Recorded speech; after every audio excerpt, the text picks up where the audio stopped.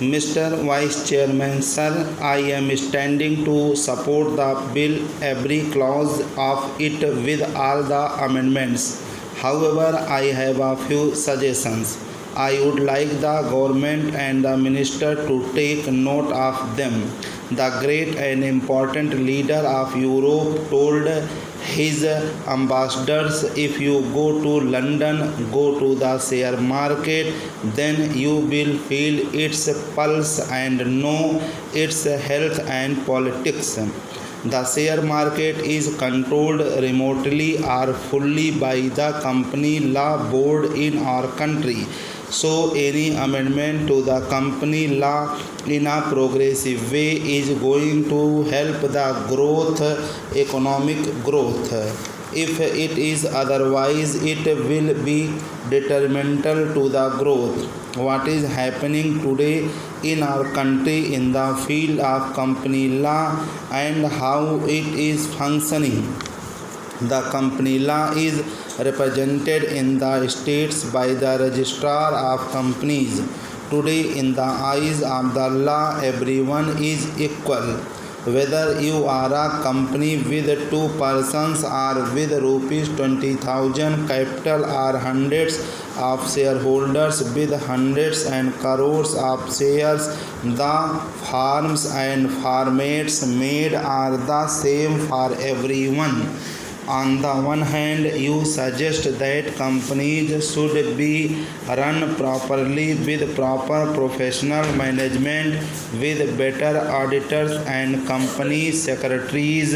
On the other hand, you also allow a person or a group of even 2 persons, husband and wife, or son and father, to form a company.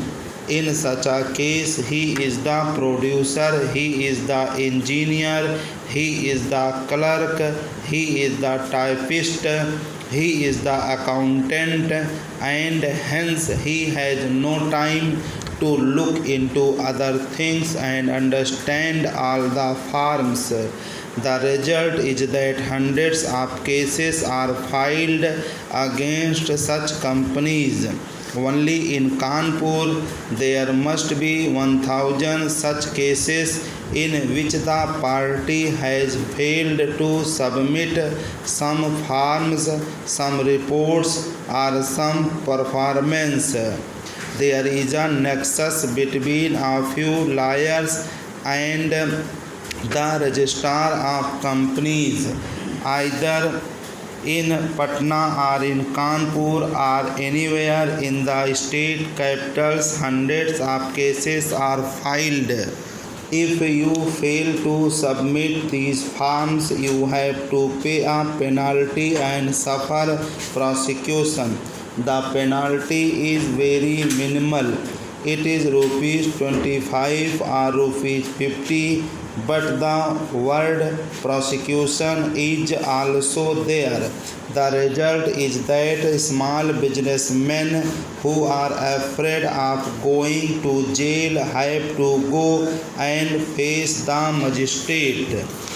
On the other hand, no case is filed on bigger companies because they can afford to appoint a lawyer, appoint a representative, have a liaison with the registrar office. A person who is having a company with rupees 5 lakhs or rupees 2 lakhs or rupees 10 lakhs of capital, a small factory or business, does not have that much of resources to go and have a liaison with the registrar of companies.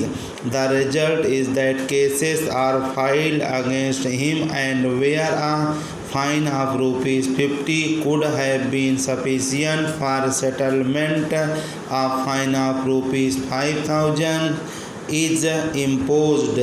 The same law is not applied to the public companies and government corporations. Once I was chairman of the Bihar Industrial Development Corporation. In that corporation for the last 5 years, the balance sheet was not audited. I inquired why the registrar did not file a case against them.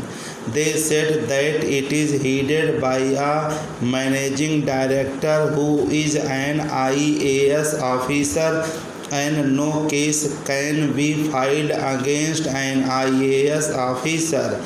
He is a big bureaucrat. He is much higher than the registrar of companies. That is why I suggest 2 or 3 things. Small people are actually being tortured and bigger ones go scot-free. This is practically happening. So for better growth of the companies, my suggestions are 3 in number. First, simplify the forms. Make a division of companies with a capital of rupees 20 lakhs and below, and the companies with the paid up capital of rupees 20 lakhs and above. In the case of companies below rupees 20 lakhs, share capital, burden and difficulties should be lesser. The forms should be simpler. In case of failure to submit forms or delay in the submission of their reports, there should be a fine only say of rupees 50 or rupees 500, but no prosecution. For bigger companies, you have whatever laws you have got today. Make another category of the public undertakings, the government companies. Such companies should be treated on a different footing because 100% shares invested belong to the government. It is the people's money. It is managed officially. There is no personal interest involved. The delay is because of some administrative difficulties. So keep such companies in a different category. Fourthly, in case you are not able to amend this, the only alternative is don't allow small companies to grow. Don't allow them any registration. If you allow them registration, you force them to follow these rules. And if they fail, you take them to the court for harassment.